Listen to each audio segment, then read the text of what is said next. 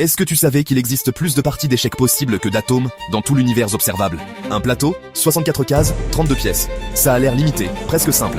Et pourtant, ce petit jeu cache un nombre tellement gigantesque qu'il dépasse l'entendement. Littéralement. Les astrophysiciens estiment le nombre d'atomes de l'univers observable à environ 10 puissance 80. Un 1 suivi de 80 zéros, un nombre déjà colossal. Mais en 1950, le mathématicien Claude Shannon a estimé le nombre de parties d'échecs possibles à environ 10 puissance 120. Un 1 suivi de 120 zéros. Et la différence entre ces deux nombres est presque impossible à imaginer. Attention, 10 puissance 120, ce n'est pas un peu plus que 10 puissance 80. C'est 40 zéros de plus.